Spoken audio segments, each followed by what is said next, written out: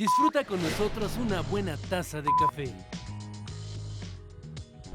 Uno casi puede predecir que va a aumentar en los homicidios y la violencia.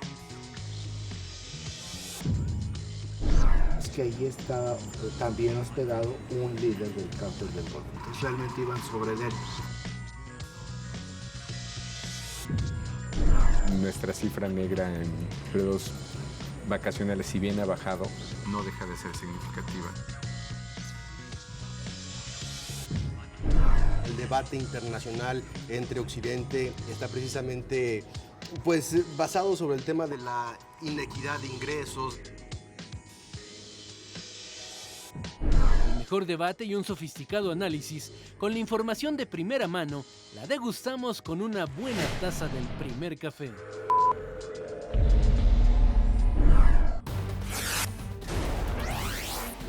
Presentan paquete de iniciativas y leyes secundarias de la reforma energética.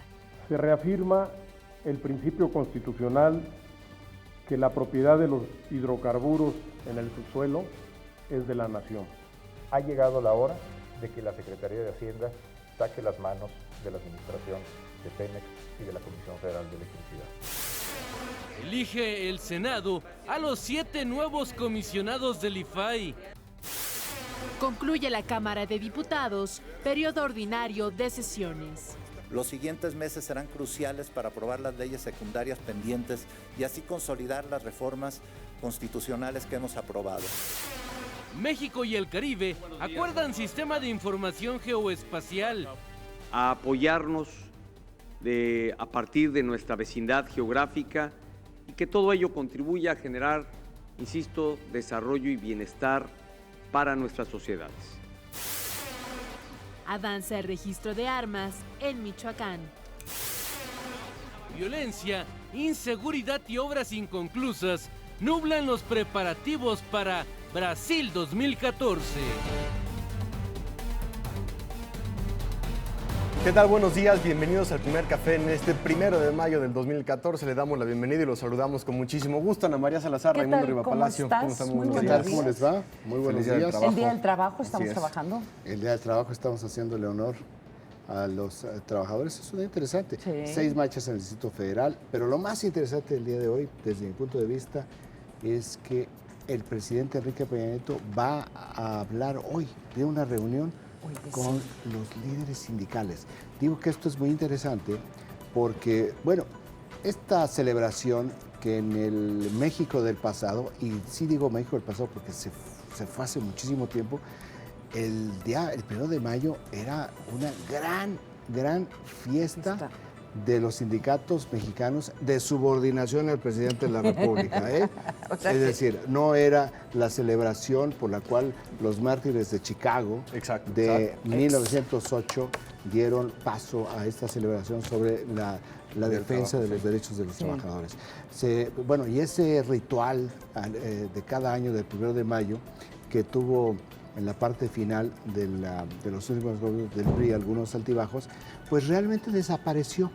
El presidente Ernesto Zedillo, que le daba en escozor muchas de las cosas que tenían que ver con la política, pues terminó de sepultar este ritual, lo cual todos le agradecen. En simbolismo, de Fidel Velázquez y todas estas épocas. Sí, pero esto que digo que era un ritual de subordinación, porque no eran los trabajadores marchando para conmemorar la lucha, no era el gobierno y los agentes económicos dialogando con ellos para ir cada vez mejorando más todas las condiciones. No, era subordinación al presidente de la República. El presidente Vicente Fox, pues ni siquiera se enteró que existieron mártires de Chicago.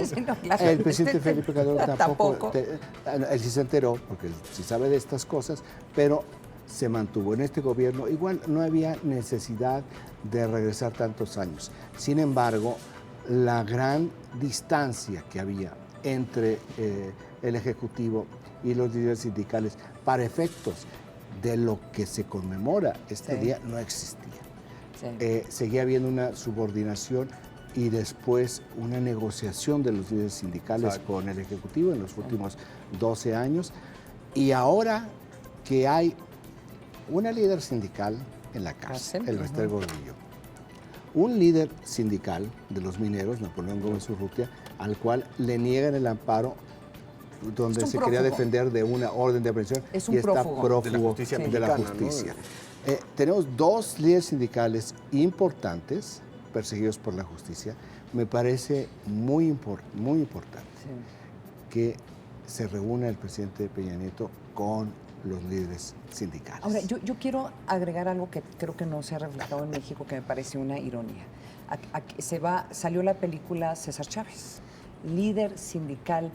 Se considera mexicano en Estados Unidos, pero en verdad era estadounidense, pero un gran líder sindical. Y le hacen esta gran película de los campesinos, de la Unión de Campesinos, en donde representa muchísimos mexicanos que estaban trabajando en Estados Unidos en ese momento. Entonces le hacen una gran película, el heroísmo, y le reconocen a César Chávez. Y yo me puse a preguntar, ¿habrá algún día que se haga una película similar sobre algún líder sindical mexicano en donde que lo representen como un gran una líder? Una defensa de derechos, de los intereses propios, y no como criminales, claro. Que es lo que probablemente las películas que vayan a surgir en México Sí, lo que hay es muy crítico. Es muy crítico. Aquí son características diferentes, ¿no? ¿Quién defiende a quién? Claro. O a quién están defendiendo, o cuáles son los intereses. Que eso es lo que sucede con César Chávez. Y el hecho también del reto de modernizar los sindicatos en estos nuevos gobiernos, que no se queden, como bien dices, en el tema del pasado y que sean un lastre para la producción y para las empresas mexicanas, sino que sean un tema moderno. Lo increíble también de esta película es que cuando tú ves la historia de los mexicanos americanos en Estados Unidos, hay muy pocos líderes que puedas resaltar, o sea, verdaderos líderes muy pocos. Y lo que están resaltando es un líder sindical, que eso me pareció muy interesante. Pues por eso es relevante, y lo subrayaba yo, esta reunión que va a tener el presidente de la República con los líderes sindicales, que está programada. Sí. O sea, no sabemos si se va a dar, pero si está programada y está anunciada, no me cabe la menor duda. Muy interesante lo que está haciendo el presidente. Se reúne con ellos y, por otro lado, ayer difunde la presidencia la respuesta al desplegado del director de cine, Alfonso Cuarón, que preguntaba, que hacía 10 preguntas sobre la reforma energética. Pues le responden en 13 cuartillas. Sí. O sea, la respuesta, lo que dijo el presidente, cuando se presente, vamos a responder las preguntas. Bueno, se presentó 48 horas después y 13 cuartillas de respuesta. Interesante el diálogo que sostuvieron, más allá de si era representativo Alfonso Cuarón o no. Yo creo que al final de cuentas enriqueció el debate. Finalmente. Y al intervenir una persona como Alfonso Cuarón, pues parecía que estuvo puesto a la medida. Digo, yo no soy mal pensado, pero lleva un tema que se había quedado en las élites a un terreno general. Entonces sí creo que, por eso digo, favorece mucho el debate, porque al llevar un mexicano ganador de un Oscar un tema tan árido y viene una respuesta, pues yo sí creo que va a haber personas que no estaban enterados, como Alfonso Cuarón, de que prácticamente todo lo que había preguntado ya estaba dicho, y que le da oportunidad al gobierno de decir, pues esto es lo que hay. Sí. Entonces me parece interesante todo este ejercicio y todo este juego, en el sentido positivo de la palabra, de la comunicación política, que no está reflejado en el PAI. No, no está, y las 2 preguntas que respondieron, que era, yo creo que lo que les importa a todos: ¿cuándo se van a reducir las tarifas? ¿Cuándo y cuánto? Y eso es lo que hacen en la respuesta. Bueno, pues ya les dijeron, como habían dicho desde un principio, que los beneficios van a venir después del 2018. Plazo, ya lo dijo, inclusive recuerdo en un discurso del presidente, donde dijo, esto ni siquiera lo voy a ver yo. Los beneficios se van a empezar a ver dentro de unos 10 años. Como Elena sí dijo que podrían ser los siguientes 2 años, una vez que se implemente el gas industrial. No el gas de tu casa. Y también ya había dicho el propio Pedro Joaquín Corwell que las gasolinas nunca iban a bajar, así que porque dependía de los mercados internacionales. Si en el mercado internacional bajan, van a bajar. Lo que sacaron son los gasolinazos, pero como tal no, claro. Tan no va a bajar que hoy, algo que tampoco está registrado en el PAI informativo que nos proporciona la agencia Intélite, a partir de hoy sube el gas LP 9 centavos. A partir de hoy, el kilogramo, no en todo el país, va a ser en el Distrito Federal y en algunos municipios del Estado de México y de Hidalgo, pero a partir de hoy va a costar 13.36 centavos. El gas LP, que tampoco viene en el país informativo, que sin embargo tiene como principal tema, con 31% de los impactos, la presentación de la reforma energética. Ayer fue un acto en la Presidencia de la República donde pues, se explicaron los secretarios de Hacienda, Luis Videgaray, y de Energía, Pedro Joaquín Colwell. Y ya se entregó todo el paquete, una parte muy importante, 6 elementos del paquete en el Senado y otros 3 a la Cámara de Diputados, que van a estar trabajando durante todo este periodo de receso legislativo para poder sacar los dictámenes y poderlos votar más adelante. El segundo tema, con 20% de los impactos, es que pues cerró el Senado en déficit. En déficit y muchos pendientes. Muchísimos pendientes, no avanzaron en prácticamente nada, salvo algo que viene en el cuarto tema con 17%, que es la designación de los integrantes del IFAI. Ahora, ya se anunciaron también los 3 periodos extraordinarios para que el Senado pueda sacar adelante rápidamente los pendientes legislativos, particularmente la reforma política. Quieren sacar la reforma política en el curso de los siguientes 15 días para que esto desencadene otro tipo de discusiones y posiblemente aprobaciones como la reforma energética. El cuarto tema, la designación de los senadores a los integrantes del IFAI, que es un tema que vamos a hablar más adelante, es el cuarto en el país informativo. El tercero, que tiene 18% de los impactos, es algo muy importante, pero tan mal explicado que la prensa lo agarra como que les parece que es interesante, pero no se está midiendo el nivel de importancia, que es que ayer se anuncia la creación del Sistema Nacional de Inteligencia. ¿Qué significa el Sistema Nacional de Inteligencia?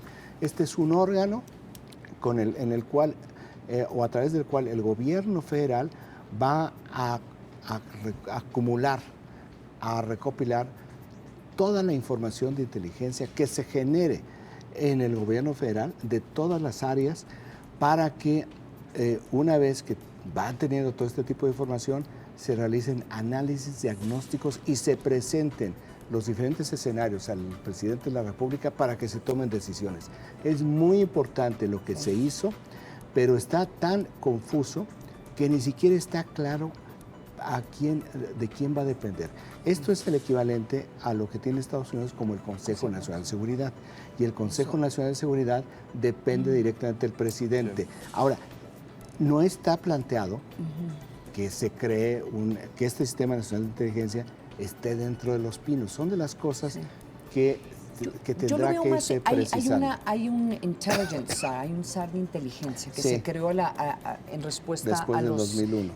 Del 2000, de los atentados terroristas. Yo lo veo más como eso, como un proceso en donde, aunque no quieran las instituciones, tienen que proporcionar información para que mejor se pueda evaluar los grandes riesgos al país. Seguimos, puede ser perfectamente eso, pero tenemos esta diferencia porque tú lo leíste de una manera y yo de otra, porque no tenemos la información que nos permita decir, bueno, van por este camino, esto es lo que se está creando. Es importantísimo. O sea, en temas, esto es en respuesta también a lo que dijo el presidente cuando era candidato. La prioridad tiene que ser la inteligencia y esto es la estrategia tiene que ver con inteligencia. No hay posibilidades de ganar ninguna lucha contra el narcotráfico como es contra el terrorismo si no es con inteligencia. El quinto tema es me retracto de lo que dije que no estaba en el país informativo. Está la respuesta de la presidencia a el director de cine Alfonso Cuarón con 14% de los impactos.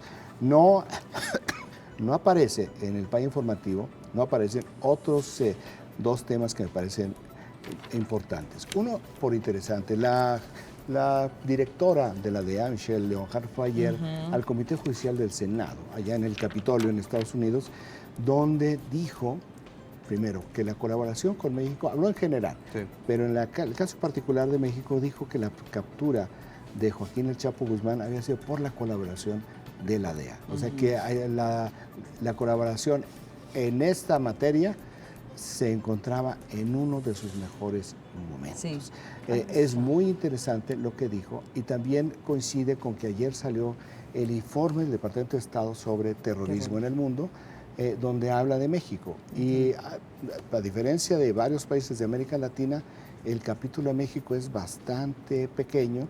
Dice, todavía hay una debilidad de las instituciones en México, todavía hay problemas de corrupción, pero están trabajando en ese camino. Una cosa también interesante que registra sobre todo América Latina es que el Departamento de Estado dice que no hay en este momento ninguna actividad de Al Qaeda o de Hezbollah en América Latina. Sí. Es decir, no hay estas amenazas que veía el gobierno de George Bush antes de Barack Obama sobre la amenaza terrorista en América Latina. Y el otro tema que vamos, a Ana María no le gusta en absoluto, pero que es muy importante para la sociedad mexicana es lo que sucedió ayer en las Chivas de Guadalajara. El dueño de las Chivas de Guadalajara, Jorge Vergara. Creo que es un tema muy importante, Jorge porque Vergara me tengo que retractar. Destituyó al técnico Ricardo Antonio Lavolpe después de un mes de haberlo contratado, 4 partidos únicamente, por razones no deportivas. Aunque es un asunto de índole personal, el dueño de las Chivas de Guadalajara dijo en una conferencia de prensa que había sido, bueno, no dijo absolutamente nada, pero dijo todo. Sí. Dijo, es un problema de un abuso con una mujer en el staff de las Chivas y no puedo decir nada porque en este momento está presentando la denuncia. Bueno, más tardó en decir eso que en la prensa salir toda la información sobre lo que se señala de manera extraoficial un acoso sexual del técnico, del ex técnico de las Chivas contra una persona del equipo médico de Guadalajara. Pero lo que platicamos allá arriba, dos temas importantes que comentamos con Ana María. En primera instancia, lo extraño que es que en el fútbol mexicano ocurran ese tipo de situaciones y más por un tema que tiene que ver con un abuso sexual, entendiendo que todavía no se sabe bien a bien cuáles son las razones. No que es extraño, pero es sorprendente porque yo me tengo que imaginar de que hay muchísimo acoso, porque en el deporte, de este tipo de deporte, hay muchísimo acoso contra mujeres. Eso es un hecho y está bastante documentado. Pero que corran a un director técnico por eso a mí me parece extraordinario. Entonces yo me retracto de lo que dije de ayer.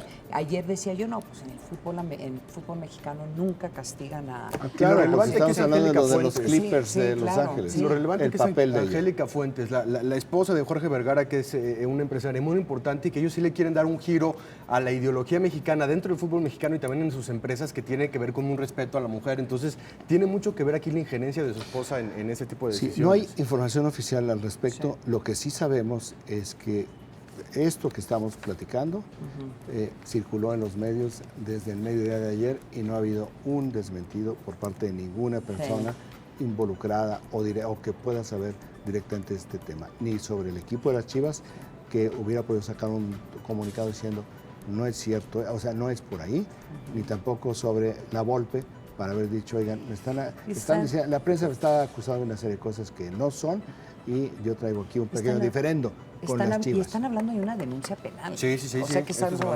bastante serio. Sí, pero es bastante serio, pero no es un delito grave. Por eso Lavolpe no va a ir a la cárcel.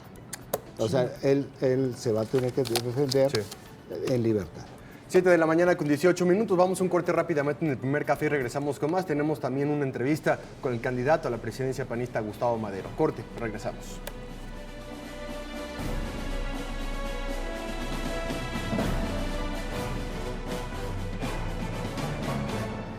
Hoy entramos al segundo día del postdebate de la lucha por la presidencia del PAN, la contienda que tuvo pues la noche del miércoles, un debate que aquí lo platicamos y dijimos bastante interesante, nos llamó mucho la atención el contenido, el contraste, y tenemos en la línea a uno de los dos protagonistas del debate, Gustavo Madero, ex líder del PAN, que busca la reelección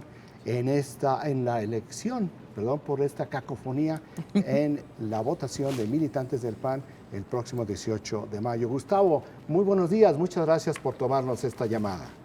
Muchas gracias a ustedes, gracias por la invitación y la oportunidad de estar en su programa, Raimundo, Ana María, Juan Pablo. Gustavo, te quiero preguntar, lo que nosotros vimos en el debate fueron 2 proyectos del PAN en los cuales notamos una gran brecha generacional en términos de planteamiento, en términos de propuesta, en términos inclusive de diagnóstico sobre lo que estaba sucediendo en el PAN, pero también vimos a 2 personajes dentro del partido muy polarizados y con 2 proyectos que es una interpretación de nuestra parte excluyentes. Mi pregunta es si tú consideras también que son proyectos excluyentes, como nosotros los vimos, y dentro de esta misma lógica de proyectos excluyentes, vemos que se abre una posibilidad de ruptura en el PAN, que más allá de los buenos deseos, como tú mismo lo has venido señalando en las últimas horas, pues puede ser que se dé más allá de la intención o más allá de la propia madurez de los contendientes en esta lucha. Déjame empezar por la parte final. Yo creo que los mexicanos nos han infundado un miedo a los procesos democráticos por los miedos a la ruptura. Y esto es algo que no es bueno. Oigan, no, que los partidos no vayan a elecciones internas porque se pueden pelear, pueden salir divididos. Y el resultado es que lo que están negando es a la democracia. Esto a mí se me hace que no es casual, es parte de una cultura que nos fueron sembrando, que es una cultura autoritaria, una cultura popular y vertical. La gente no tiene que participar, hombre, si el chiste es que se pongan de acuerdo 2 o 3 gentes y ya con eso las cosas siguen funcionando. Gustavo, permíteme hacer una réplica a esto que estás señalando. Claro, por favor. Así son todas las contiendas, las primarias en Estados Unidos, las campañas electorales en otras naciones democráticas, son luchas de contrastes, son luchas donde precisamente al momento de hacer las críticas y de exhibir las debilidades del oponente, pues está aportando información al electorado. Algunas son muy enconadas, llegan a puntos realmente donde se llegan inclusive a insultar en algunos debates cuando se pierde el temperamento. Pero yo creo que eso es bueno, yo creo que ese es el modelo. Exacto, es lo que estamos viendo. Hay que aspirar, no hay que tenerle miedo a que salgan las críticas, que salga algunos contrastes, algunos cuestionamientos, siempre y cuando se mantengan unas condiciones mínimas: respeto institucional y comportamiento democrático.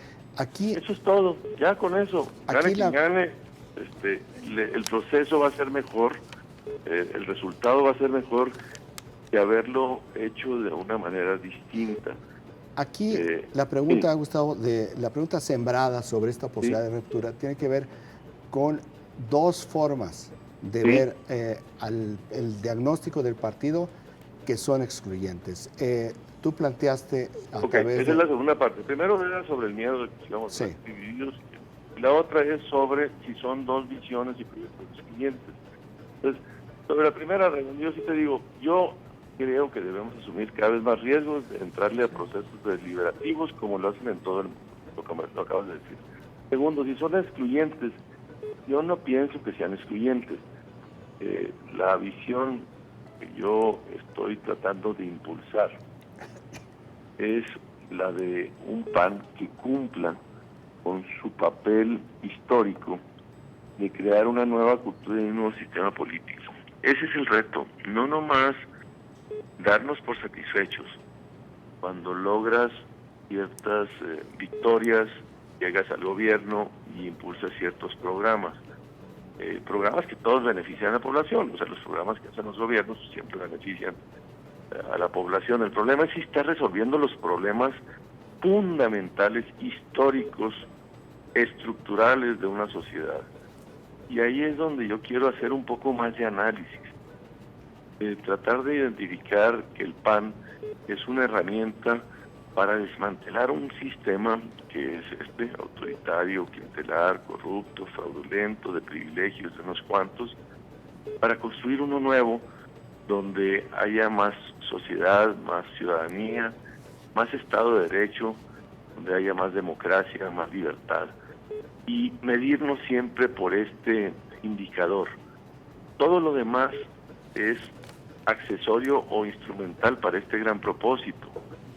Ahí es donde yo estoy queriendo poner mucho el énfasis y estoy retomando mi trayectoria personal y la historia de mi partido para tratarla de entrar en esta lucha, que es una brega muy larga, penosa, pero exitosa, pero inconclusa también. Entonces, mi proyecto, mi propuesta es volver a cargar al PAN de este contenido del cambio, de la transición democrática, que todavía no concluimos, y no quedarnos meramente en los logros administrativos de nuestros gobiernos, que son buenos y hay que defender con todo, pero que también hay que revisar el carácter político de nuestra actuación. ¿Qué tanta más ciudadanía dejamos cuando pasamos por el gobierno o por nuestras cámaras?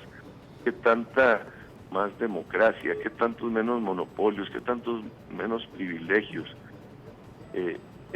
Son indicadores adicionales a cuántas pisos firmes, carreteras, qué tanto estabilidad económica le diste a la sociedad cuando fuiste gobierno. Y ahí es donde estoy queriendo poner yo una variante de mayor calado, de mayor profundidad, de mayor Gustavo. Reformación. Sí, dime. Gustavo, ¿qué tal? Te saluda Ana María Salazar. Oye, bueno, tal vez no estamos hablando de una ruptura, pero claramente hay una gran división en el PAN, una división que de hecho se habla de que los mismos partidos, los mismos legisladores ya quieren que se lleve a cabo las elecciones, que ya se defina quién va a ser el presidente, para ver si se puede regresar a tener un PAN en donde cuando se negocia con el partido no vaya a surgir 2 o 3 posiciones diferentes y que puedan progresar pues otros tipos de, no solamente pues las leyes, el debate de las leyes secundarias, pero otras cosas, como comentan algunos analistas, de que se pueda continuar con la investigación de oceanografía, que se pueda definir otras políticas públicas, que es muy difícil de definir si no se tiene un PAN unido. A mí no me es muy claro, más allá de quién vaya a ser el presidente del partido, que esto se va a resolver el 18 de mayo, que van a seguir divididos, tal vez no una ruptura, pero que van a seguir muy divididos. Sí, mira, Ana María, yo creo que aquí hay un reduccionismo o tratar de echar la culpa al PAN de cosas que no le corresponden. Digo, nada tiene que ver que se avance o no una investigación de sonografía con el proceso interno del PAN, nada tiene que ver. Y gran parte de los no acuerdos en la Cámara de Diputados y Senadores sobre las leyes secundarias obedecen más a los intereses que están siendo afectados que al proceso interno del PAN. Lo que sí ayuda es cuando el PAN está muy echado para adelante sobre cuál es el contenido que quiere empujar como partido y como bancadas en cada una de estas reformas.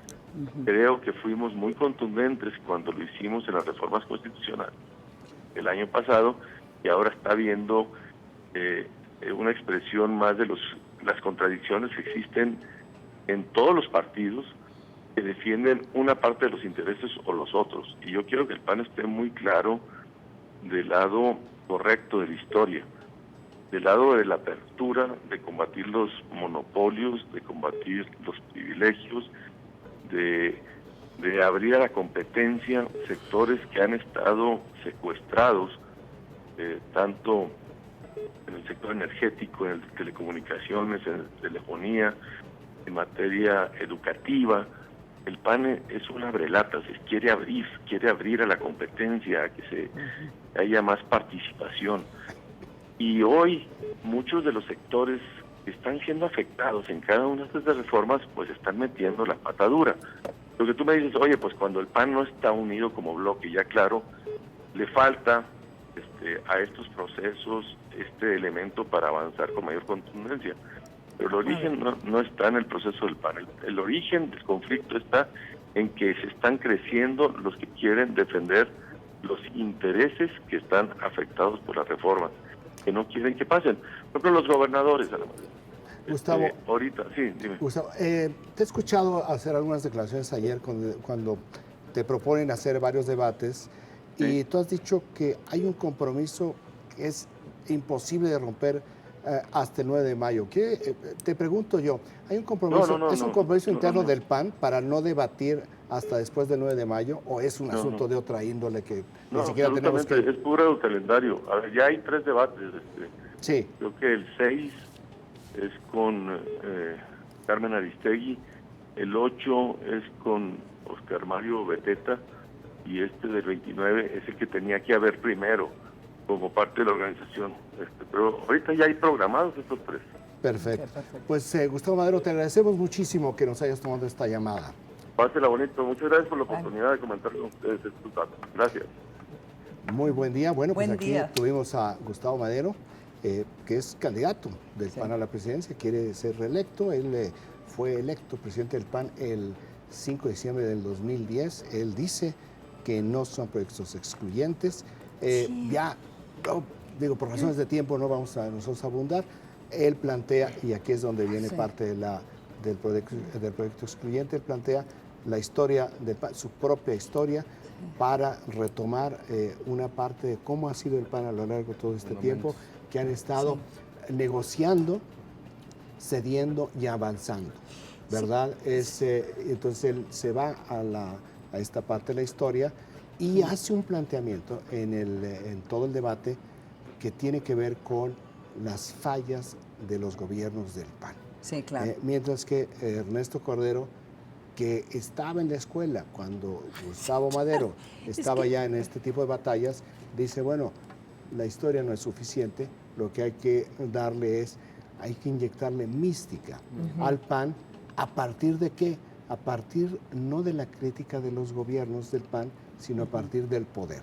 Entonces, aquí esta parte que hace la gran diferencia es que mientras Gustavo Madero hace el diagnóstico del PAN sobre las deficiencias de los gobiernos, Ernesto Cordero hace su diagnóstico en torno a las fallas del partido. Oye, escuché con mucho cuidado la respuesta que le dio a mi pregunta y pues yo sí tengo una discrepancia con él tan solo pues en el debate. Con la división interna de... Pues no solamente con la división interna, sino como lo comenta él, que le estén echando la culpa al PAN de que no se hayan movido algunas de estas reformas.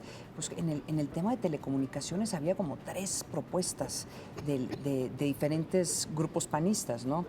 Entonces, yo creo que todavía está por verse. En la última entrevista, recuerdan, me llamó perversa. Perversa.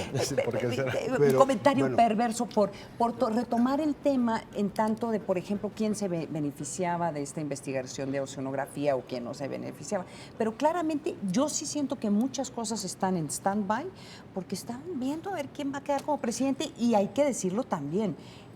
Las encuestas, según la encuesta que vea uno u otra, están muy cerradas, no está definido. Y también durante la elección lo que puede pasar con los gobiernos priistas en ese sentido y el apoyo o no que puede existir a cierto candidato. De hecho, hay muchos señalamientos en el Senado, en la Cámara de Diputados, en el sector político, que esta lucha por el PAN frenó la aprobación de varios dictámenes, de las reformas. Algo que no se frenó, que parecía que se iba a empantanar, fue la designación de los nuevos consejeros del IFAI. Entonces, tenemos una nota sobre esto y después de esta información vamos a hablar con el senador Pablo Escudero.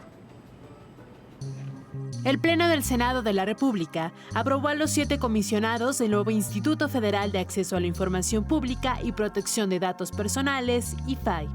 Los nombres de quienes estarán al frente de este organismo son Óscar Guerra Ford, Joel Sala Suárez y Jimena Puente, así como Arely Cano, Francisco Javier Acuña, Eugenio Monterrey Chepov y Patricia Kurksin. La Cámara Alta ya turnó el dictamen al presidente Enrique Peña Nieto. De no haber objeción por parte del Ejecutivo, el Senado tomaría protesta de ley a los nuevos comisionados y elegiría a quien sería el comisionado presidente del IFAI. Regresamos con nuestros analistas a la mesa de El Primer Café.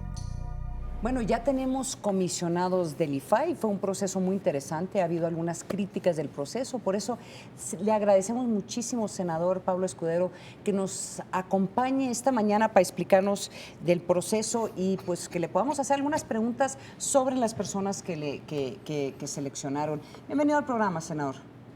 Ana María, muy buenos días. Juan Pablo, Raimundo, como siempre, es un placer estar con ustedes en el programa. Este proceso tenía una característica diferente porque hubo una muy activa participación de la sociedad civil, ONGs que tienen experiencia en el tema, que son reconocidos no solamente en México y a nivel internacional, que participaron en ayudarlos a ustedes a seleccionar un grupo de candidatos que después, a la hora de la hora, se fue cambiando y da la impresión, senador, que se fue negociando por razones políticas. De hecho, hay uno de los candidatos, creo que es Eugenio Monterrey, que ni siquiera aparece en la lista de los 25 que presentaron estas ONG o este grupo de expertos. ¿Qué reacción tiene usted ante estas críticas? Sí, yo te diría, lo primero que hay que poner sobre la mesa es que la votación de todos estos peritos en la materia, porque realmente los 7 candidatos son peritos en la materia, pues todos alcanzaron una votación de arriba de 100, ¿no? De 100 votos en el Senado, ¿no? Bueno, eso nos da un primer indicador. Ahora, respecto al procedimiento, como tú bien decías, Ana María, el procedimiento es un procedimiento inédito. El procedimiento para el IFAI, para el nuevo órgano constitucional autónomo, no era como el del INE. El INE en su ley venía que iban a hacer un comité de expertos. Nosotros no era así. Nosotros teníamos una facultad discrecional que nos daba la Constitución de nombrar a quien quisiéramos. Y de ahí decidimos que esto no debería ser, Ana María, un cheque en blanco. Entonces, en Comisiones Unidas, con el senador Alejandro Encinas, con el senador Corral, decidimos que íbamos a invitar a un grupo de expertos a que nos acompañaran, los buscamos a estas ONGs que son expertas en el tema, los invitamos a que nos acompañaran, pero siempre como un insumo, Ana María, como un punto de vista, que nos acompañaran en todas las entrevistas, pero que al final nos dieran un insumo, porque la decisión y la valoración es exclusiva de los senadores. Déjame decirte que efectivamente nos dieron una lista de 25. Al principio iban a ser 35. Ellos decidieron que por sus consensos, por su metodología, fuera 25. ¿Hay expertos fuera de los 25? Por supuesto que sí. Me parecería una falta de respeto decir que los que no están en esa lista de 25 no son calificados. ¿Hay peritos afuera de la lista? Por supuesto que sí. Se tomó el acuerdo y así se publicó que esto iba a ser un insumo nada más. A mí me da mucho gusto que de los 25, pues 6 estén en la lista, ¿no? La verdad es que me da gusto. Pero siendo las cosas así, pues hizo un trabajo en comisiones, una valoración. Yo me apegué al protocolo que usa la ONU para seleccionar a sus altos funcionarios, invitamos a los expertos, tuvimos una urna, evaluamos a 148 candidatos, se dice fácil, 148 que fueron a una entrevista con todas las comisiones unidas, cada una de ellas aproximadamente de 45 minutos, donde escuchamos, donde evaluamos a todos, donde se transmitió en el canal del Congreso en todo momento, donde se puso a la vista todas las actuaciones. Es decir, no había un procedimiento como este en el Senado de la República. Por supuesto que al final del día pues es muy difícil darle gusto a 128 senadores, ¿no? Pues esa es la democracia. ¿Y por qué? Pues porque todos también adentro del Senado pues tenemos diferentes formaciones. Hay abogados, hay administradores. Yo siempre sostuve que yo quería tener 2 buenos abogados en el IFAI. Y algunos senadores me decían, ¿abogados para qué, hombre? No hay que tener abogados ahí. Bueno, pues esas eran las cosas que nos fue llevando justamente a tener, así me decían, ¿abogados para qué? ¿No? Senador, como yo soy abogada, pues le agradezco que defienda la profesión. Al gremio, ¿no? Yo también. Senador Raimundo Riva Palacio, muy buenos días. Buenos días, Raimundo. Oye, Pablo, una pregunta más bien, busco una respuesta de tu parte hacia las críticas de varios senadores panistas que dicen que no fue un proceso que se apegó a un asunto de capacidades profesionales. Tú acabas de decir que bueno, había un buen lote de profesionales muy calificados todos ellos, pero lo que están señalando es que se decidieron estos consejeros por cuotas. ¿Tú qué tienes que decirle a estos senadores panistas que hablan de este proceso a nivel de cuotas entre partidos. Por supuesto que no fue así. Yo estuve en las mesas de negociación, en las mesas donde evidentemente lo que sí se pusieron sobre la mesa, Raimundo, eran perfiles, y lo que nosotros también pusimos sobre la mesa, que yo insistí mucho en el tema, era muy importante que no nos equivocáramos. Lo que tuvimos en el IFAI fue un grupo de trabajo. Lo que debíamos escoger, Raimundo, Ana María, era ahora un equipo de trabajo de alto rendimiento.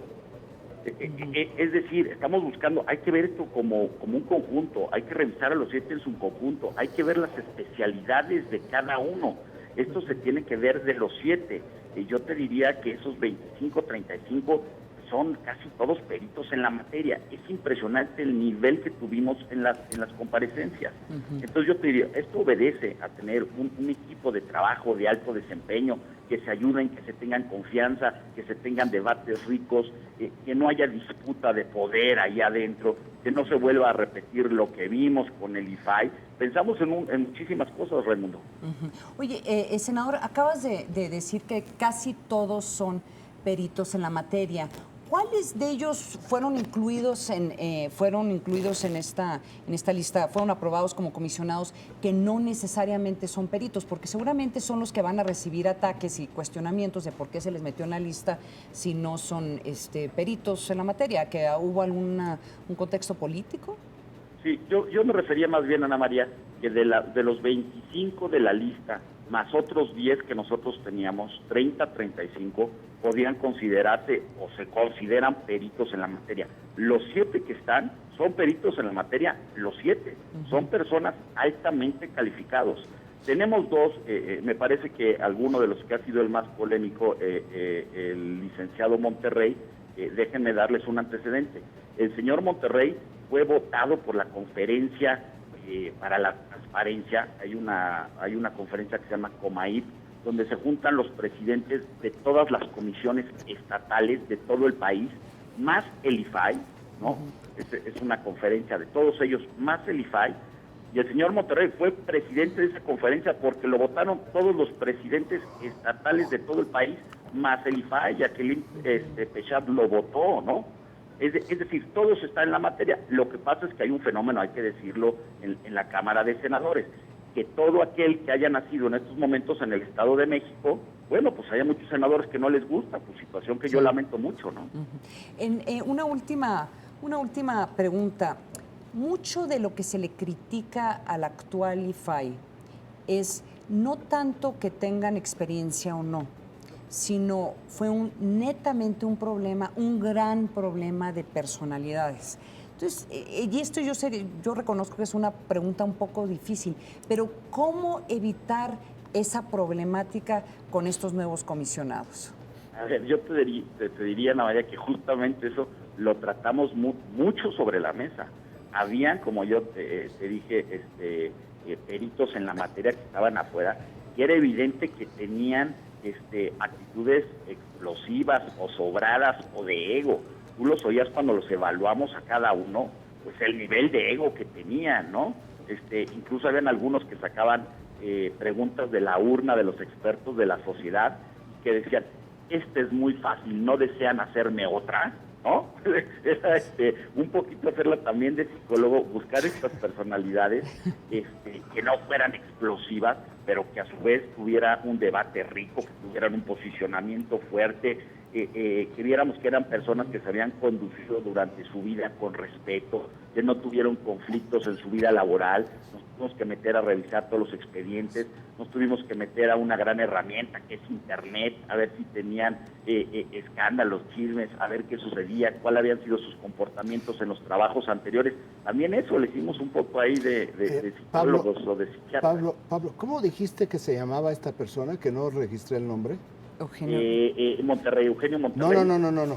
Quien estaba muy sobrado. Muy explosivo. No, yo no quiero dar nombres. Fueron muchos candidatos que estaban sobrados ahí. Y la verdad es que eso también nos fuimos viendo, que no fueran a chocar, que no fueran a ser explosivos entre ellos, ¿no? El mismo protocolo que yo usé, Raimundo, de la ONU para llevar todo este procedimiento, que de verdad ojalá puedan revisar el dictamen que presentamos. Bueno, pues la ONU señalaba que había que ser muy cuidadoso con los nombres de aquellos que no habían sido seleccionados, Raimundo. ¿Y por qué? Porque dice la ONU que aquellos que tienen un trabajo, que tienen un prestigio, que han entrado a un concurso y no han sido seleccionados, bueno, pues lo que provoca es que se inhiba que se vuelvan a inscribir a cualquier otro procedimiento, porque estaría en riesgo su prestigio o su trabajo. Nosotros hemos sido muy cuidadosos con eso y te diría que además de los que no quedaron, de estos 6, los que no quedaron, por supuesto que había muchos peritos en la materia, mi reconocimiento para todos ellos. Bueno, senador, todos nos cruzamos los dedos de que estos sean los mejores candidatos, porque el IFAI, yo creo que la gente se le olvida que el IFAI es una institución relativamente nueva y es fundamental para la democracia mexicana. Entonces, de veras te agradezco mucho que nos hayas acompañado esta mañana. El agradecido soy yo, les mando un saludo y es un placer como siempre. Gracias, senador del Partido Verde Ecologista, Pablo Escudero. Pues ahí está, muy interesante, ¿no? Porque es la primera vez que yo escucho que en este tipo de debates alguien hable, pues, la soberbia los mató durante las entrevistas. ¿Y después de cuánto tiempo ya finalmente se llenan estos nombramientos que eran importantísimos? Parecía que no salía, ¿eh? Este lunes pasado, todo decía... Se volvió a atorar. Y fue cambiando la lista, ¿eh? O sea, surgió una lista el viernes y de esa lista como 3 o 4 los bajaron. Y de hecho tengo que decir, dos sonorenses los bajaron de la lista ese mismo fin de semana. Entonces, digo, yo concuerdo con él. Cualquier persona del Estado de México en este momento que aspire a uno de esos tipos de puestos siempre se le va a criticar, ¿no? Porque supuestamente tendría alguna cercanía con la presidencia o con alguno de los funcionarios de la presidencia. 7 de la mañana con 49 minutos. Vamos al último corte del primer café. Regresamos con mucho más. No se vaya.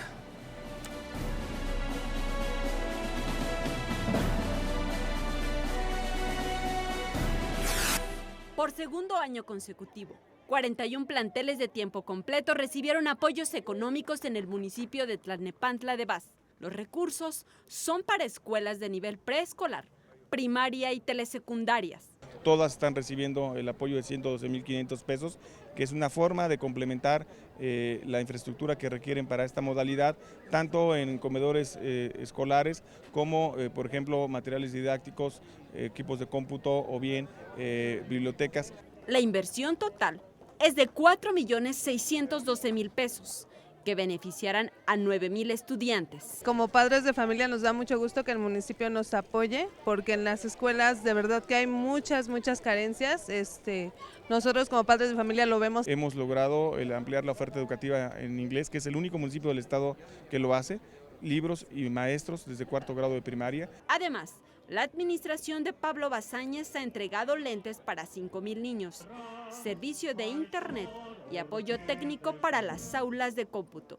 Saray Mariscal, Proyecto 40.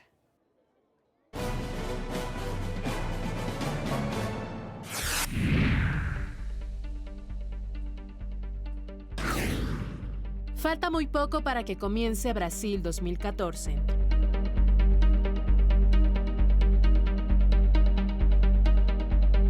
Pero las obras inconclusas, los conflictos sociales y la inseguridad empiezan a opacar la emoción de tan esperado evento deportivo. Hace unos días, la FIFA anunció que no tenía conocimiento de cuántas entradas estarán disponibles para el torneo.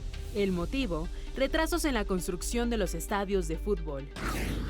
La FIFA quería que los 12 recintos donde se jugarán los partidos estuviesen listos en diciembre del año pasado, pero solo 6 se entregaron dentro del plazo establecido y fueron sedes de la Copa Confederaciones 2013. Pero de acuerdo al ministro de Comunicaciones en Brasil, Paulo Bernardo da Silva, algunos de los recintos podrían tener deficiencias en el uso de Internet móvil, ya que no se logró tener a tiempo la infraestructura necesaria para instalar las redes Wi-Fi. Pero existen otros problemas que preocupan en el país, como el tráfico en las principales vías de acceso, la falta de organización en los aeropuertos e incluso el funcionamiento de los cajeros automáticos, que no siempre son capaces de leer las bandas magnéticas de las tarjetas de crédito extranjeras. Sin embargo, el tema de la seguridad es otra de las cuentas pendientes de los organizadores de la mayor fiesta de del balompié. En los últimos días se han registrado enfrentamientos en 2 favelas de Río de Janeiro,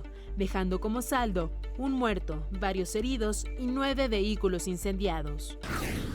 Tan solo en el conjunto de favelas de Alemão, 3 autos fueron quemados en las proximidades de la sede de la Coordinación de la Policía Pacificadora, unidad que desde 2008 se encarga de ocupar las favelas en Río de Janeiro. Tales acciones son criticadas de forma recurrente por los residentes locales, quienes acusan a las fuerzas del orden de abusos, muertes indiscriminadas, torturas y corrupción. En contraste, la alcaldía de Río de Janeiro defiende que el despliegue policíaco en 174 favelas de la ciudad ha permitido disminuir el tráfico de droga, mejorar la seguridad y combatir a los grupos de narcotraficantes.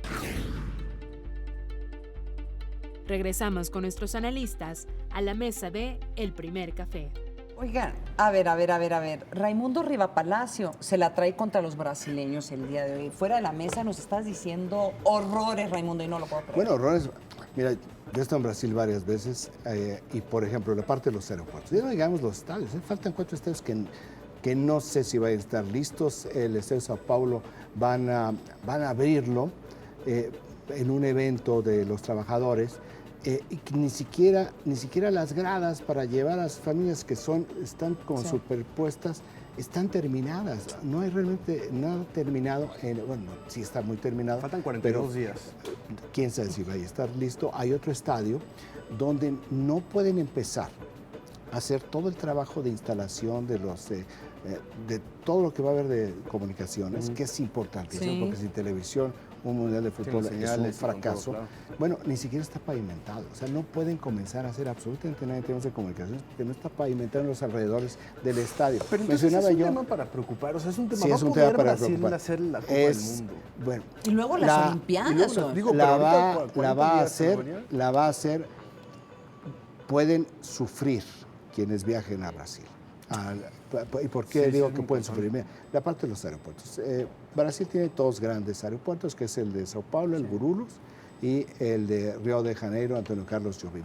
Estos aeropuertos, yo creo que la primera vez que los conocí fue en los 80s. Bueno, imagínate que lo que yo he ido varias veces a Brasil, son exactamente idénticos de como yo los conocía. Idénticos, es decir, no hay absolutamente nada la infraestructura. Lo único que han cambiado y ha mejorado son los baños, pero vamos, lo que es la infraestructura, lo que es la parte de las nuevas terminales. Hay el aeropuerto de Brasilia, que le hicieron renovaciones. Mira, ¿qué es lo que está haciendo ahorita en Brasilia? Donde va a haber un estadio enorme, el tercer principal estadio, no hay ningún equipo de fútbol digno de ser respetado. Bueno, te llevan a la Terminal 2 del aeropuerto de Brasilia y te llevan, dices, oye, finalmente esta capital, que es rascuachísima, tiene un aeropuerto digno. Te llevan te meten por la oruga y cuando tú crees que te vas a subir al avión, ¿qué crees? Camioncito. Déjate, primero tienes que bajar. Entonces una escalera como de obra, de madera. Entonces imagínate las personas, por ejemplo las mujeres que llevan tacones, pues en riesgo de rodar, porque tienes que bajar 5 metros, pues a ver cómo le haces en una plataforma de madera que tiene con clavos pegados para que te puedas ir atorando un poco. Y de ahí te subes un camioncito para irte a la Terminal 1. Dices, bueno, pero qué necesidad. ¿Qué imagen va a terminar dando Brasil ahora ante el mundo, entendiendo lo que pasó con la Copa de Confederaciones, pero infraestructura y también protestas? La parte, por ejemplo, la parte hotelera, Río de Janeiro. Río de Janeiro, que es una ciudad muy bonita, no tenía suficiente capacidad hotelera para el G20, no el G20, para la reunión climática de Naciones Unidas. Sí. Bueno, aquí esperan 1 millón de visitantes extranjeros, sin este tipo de infraestructura en vuelos, en hoteles, en las nuevas líneas de comunicación vial. Sao Paulo hace 3 semanas tuvo un congestionamiento de 180 kilómetros. Sao Paulo es muy alargado. Vamos, no tenemos el tiempo para que yo les pueda ir detallando el desastre en la infraestructura brasileña. No, pero lo vamos a seguir platicando. No, pues sí, ojalá que nos acompañe alguien y qué del mejor gobierno que de Brasil verlo para que nos por platique. televisión, Sí, sí. Más allá de lo caro. Oigan, no nos sirvieron café, así que ni siquiera nos podemos... Es día del trabajo, ya, claro, no nos sirvieron el café en el primer café, pero nos despedimos. Hasta mañana y salud, que tengan muy buen día. No trabajen mucho el día de hoy. Hasta luego. Mira, es que no es café. Es que me high five, mira.